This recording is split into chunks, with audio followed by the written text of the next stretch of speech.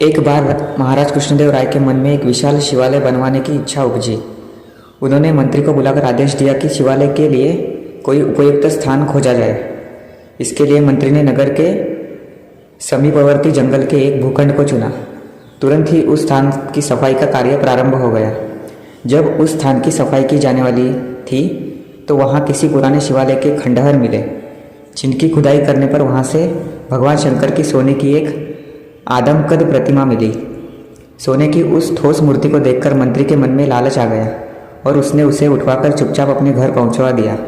वहां खुदाई करने वाले मजदूरों ने तेनालीराम के आदमी भी थे।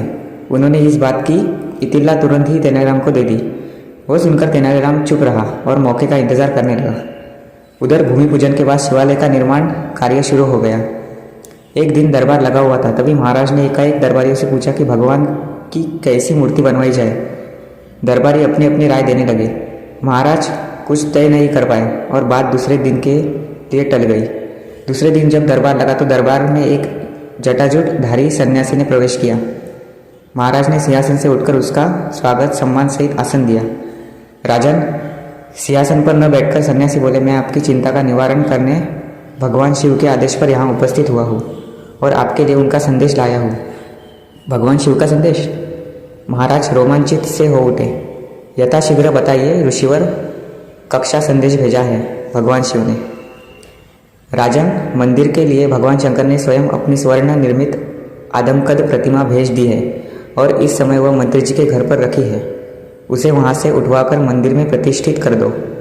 बम बम बोले। यह कहकर साधु चला गया। महाराज ने मंत्री की ओर देखा। मंत्री तो पहले ही हकबका सा था कि उस साधु को प्रतिमा की बात कैसे पता चली, मगर अब चूंकि पोल खुल चुकी थी, उसने स्वीकार किया कि प्रतिमा खुदाई में प्राप्त हुई थी। तभी महाराज को कुछ ध्यान आया और उन्होंने दरबार में चारों तरफ नजर दौड़ाई। तेनालीराम वहाँ कहीं नहीं था। थोड़ी देर ही गुजरी थी कि तेनालीराम वहाँ आ गया। उसे देखकर सभी हंस पड़े। एक सभासद बोले, महाराज शायद यही थे वे साधु बाबा। कपड़े और जटा तो उतार आए मगर कंठीमाला उतारनी भूल गए। एक बार फिर हंसी का ठहाका गूंजा।